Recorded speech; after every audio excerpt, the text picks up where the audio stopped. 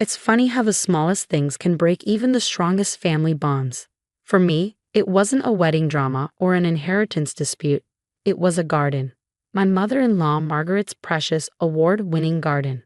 I'd known from the day I married David that his mother was particular about her roses. The entire neighborhood knew about Margaret Chen's prized garden, with its perfectly manicured bushes and carefully color-coordinated flower beds. She'd won the local gardening competition 5 years running, and those victory plaques hung proudly in her sunroom, polished weekly until they gleamed. "Now, Ellen," she'd said to me right after the wedding, her voice dripping with false sweetness. "I know you're used to simpler things, but in this family, we have standards to maintain." The way she looked at my modest apartment's potted plants made it clear what she thought of my gardening abilities. That was 8 years ago. Since then, I'd given birth to twins, Amy and Lucas, now 7. David had passed away 2 years ago in a workplace accident, leaving me to raise our children alone. Margaret had been, well, marginally supportive. She'd show up unannounced with casseroles and unsolicited parenting advice, never failing to mention how she'd raised David properly as a single mother after her husband died. "Your children need structure, Ellen," she'd say, watching Amy and Lucas play in our backyard. "They're so energetic. David was never like that." The comparison was always there, hanging in the air like an unpleasant smell. I tried to maintain the peace for David's sake, even after he was gone. The kids loved their grandmother, despite her rigid ways. Every Sunday, we'd go to her house for dinner, and the twins would beg to play in her garden. Margaret would always refuse, citing the delicate nature of her plants. "These roses are prize winners," she'd say, shooing them away from the flower beds. "They're not meant for children's games." But last month, something changed. The twins had been oddly secretive, spending hours in our backyard with their grandfather, my dad, Tom. He'd been helping me with the kids since David died, becoming the father figure they desperately needed. "It's a surprise project," Amy would say, her eyes twinkling with excitement whenever I asked what they were doing. "You'll see, Mommy," Lucas would add, dirt smudge across his cheeks, but grinning from ear to ear. I trusted my dad, so I let them have their secret. Besides, anything that kept them busy and happy was fine by me. They even started reading gardening books, which amazed me. My wild, energetic twins suddenly interested in botany. Then came that fateful Sunday dinner at Margaret's. The twins had been antsy all afternoon, whispering to each other and giggling. I should have known something was up. "May we please see your garden, Grandma?" Amy asked after dinner, using her best manners. Margaret seemed surprised by the formal request. "Well, I suppose you can look, but no touching anything." The kids rushed outside, with Margaret following closely behind. I helped clear the table, but the peace lasted barely 5 minutes before I heard the screaming. "Wait are you doing? Get away from there." I ran outside to find Margaret's face purple with rage. The twins were kneeling by her prized rose bushes, their hands in the soil. "Mom, we're just..." Lucas started to explain, but Margaret cut him off. "Look at this mess. You've ruined everything." She pointed to the disturbed soil around her roses. "These are award-winning specimens. They're not toys for destructive children who don't understand their value." Amy burst into tears, and Lucas's lower lip trembled. My blood began to boil. "Margaret, they were only. I want them out of my garden. Out, and don't come back until they learn some respect." She grabbed both children by their arms, pulling them roughly to their feet. That was it, the last straw. "Don't you dare manhandle my children," I said, my voice deadly quiet. The tone made Margaret freeze. "Take your hands off them. Now." She released them, and they ran to me, burying their faces in my sides. "Well, I never," Margaret huffed. "In my day, children knew their place. David would be ashamed to see them acting like this." The mention of David's name made something snap inside me. "No, Margaret, David would be ashamed of you right now. Kids, show Grandma what you were doing." Amy pulled out her phone, a recent birthday gift she'd been using to document their secret project. With trembling fingers, she pulled up a series of photos. "We wanted to surprise you, Grandma," Lucas said softly.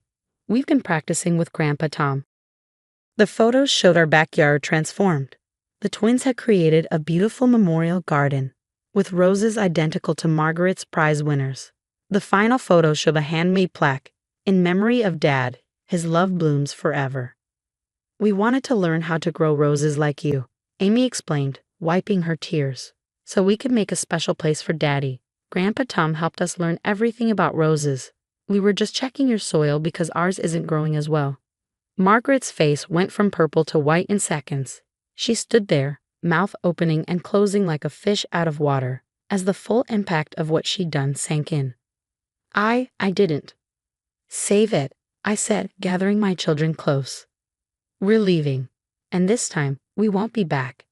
As I led the twins to the car, I could hear Margaret calling after us, her voice breaking. But some things, once broken, take more than apologies to fix. Like trust, like family bonds. Like a child's innocent desire to connect with their grandmother through something she loved. Like roses, relationships need careful tending. But unlike roses, they can't simply be pruned and shaped to someone else's standard of perfection. Sometimes they have to be allowed to grow wild and free, even if that means breaking the carefully maintained order of a prize-winning garden. The next few weeks were harder than I expected. The twins threw themselves into their memorial garden with renewed determination. But I could see the hurt in their eyes. Every evening, they'd water their roses and check the soil, their little faces serious as they referenced the gardening books spread out on our patio table. Mom, Lucas asked one evening, his hands deep in the soil, why doesn't Grandma Margaret love us like Grandpa Tom does? The question hit me like a physical blow. Amy stopped pruning her rosebush, waiting for my answer. How do you explain toxic perfectionism to 7-year-olds? It's not that she doesn't love you, I said carefully, sitting down on the garden bench. Sometimes we get so focused on things being perfect that we forget what's really important. Like her prize roses? Amy asked, wiping dirt from her cheek and leaving a bigger smudge. Exactly like that. Margaret had been calling daily, leaving increasingly desperate voicemails. I deleted them without listening. She'd even tried sending elaborate flower arrangements to our house. I donated them to the local hospital, but it was her latest attempt at contact that really got under my skin. She cornered my dad at the grocery store. You have to help me, Tom, she pleaded, according to him. You're teaching them gardening. You understand how delicate those roses are. Surely you can see why I was upset. Dad, bless him, had just shaken his head. Margaret, I've been teaching those kids about a lot more than just gardening. Every plant needs room to grow, even if it grows a little differently than you expect. Your son understood that. Maybe it's time you learned it too. He told me this over coffee one morning after helping the twins with their daily garden maintenance. The kids were inside getting ready for school, and I could feel tears welling up in my eyes. Dad, I don't know what to do, I admitted. Part of me wants to protect them from her perfectionism, her constant criticism, but another part wants them to have a grandmother who loves them for who they are. He reached across the table and squeezed my hand. Ellen, you're doing the right thing. Sometimes people need to lose something precious to understand its true value. The irony of his words hit home a few days later. I was helping Amy document the growth of their roses for her science project when Lucas came running from the front yard. Mom, come quick. Grandma Margaret is crying on our porch. Sure enough, there she was, the immaculate Margaret Chen, sitting on my porch steps, her usually perfect makeup streaked with tears. When she saw us, she stood up quickly, smoothing her skirt with trembling hands. Ellen, she started, then stopped when she saw the twins half hidden behind me. Amy, Lucas. What do you want, Margaret? I kept my voice neutral, conscious of the children watching. I lost the garden competition, she said, her voice breaking. First time in 6 years. The judges said my roses looked. They said they could tell my heart wasn't in it anymore. She pulled something from her designer handbag, a small photo album. I've been looking at these old pictures, she continued, opening the album with shaking fingers. David, he used to help me in the garden when he was their age. He wasn't perfect at it. He'd often pull up flowers thinking they were weeds or overwater the seedlings. But he loved it. He loved learning about it. And somewhere along the way, I forgot that's what matters. The twins peered around me, curiosity overtaking their caution. Margaret knelt down, holding out the album. Would you like to see pictures of your daddy when he was your age? He had dirt on his face just like you do, Amy. Amy touched her smudged cheek self-consciously but took a tentative step forward. Did Daddy really help in your garden? Lucas asked, his voice small but interested. He did. And he made plenty of mistakes. But you know what? Those mistakes helped make the garden stronger. Just like, she looked up at me, her eyes pleading. Just like my mistake with you might help make our family stronger. If you'll give me another chance. I felt my dad's words echo in my mind. Sometimes people need to lose something precious to understand its true value. Would you? Margaret's voice faltered, then strengthened. Would you show me your memorial garden? I'd like to see what you've been learning from Grandpa Tom. The twins looked up at me questioning. I nodded slowly. You can show her, I said. But remember what we learned about gardens. They need tender, loving care. Emmy announced proudly. And patience, Lucas added. Sometimes plants take time to bloom. And sometimes grandmothers do too, I said quietly, meeting Margaret's eyes. She flinched slightly but nodded, understanding the message. As we walked to the backyard, I watched Margaret take in the sight of our memorial garden. It wasn't perfect like hers. Some roses were slightly lopsided, and the rows weren't exactly straight, but every plant had been placed with love, every bloom tended with care. We used Daddy's favorite colors, Amy explained, pointing to the different varieties, and Grandpa Tom taught us about companion planting. See these marigolds? Lucas piped up. They protect the roses from bad bugs. And we made sure everything is bee-friendly, Amy added, because Daddy always said we should help the bees. I saw the moment Margaret truly understood. She stood there, looking at this imperfect but thriving garden, created by her grandchildren in memory of her son. And finally, she saw beyond the crooked rows and uneven blooms to the love growing wild and free in every flower. Sometimes the most beautiful things grow from broken ground. In the months that followed Margaret's tearful visit, our family began to heal, slowly, carefully, like tender shoots reaching for the sun. It started with small changes. Margaret asked if she could come by once a week to help with the memorial garden. The first few visits were awkward, filled with careful politeness and hesitant conversations. But then came the morning when Amy accidentally overwatered a rose bush. Oh no, Amy cried, expecting criticism. But Margaret surprised us all. You know, she said, kneeling beside her granddaughter, your father did the exact same thing when he was your age. Want to know what we did to fix it? That was the turning point. Suddenly, every gardening session became story time. Margaret would share memories of David as a child, and the twins soaked up every word.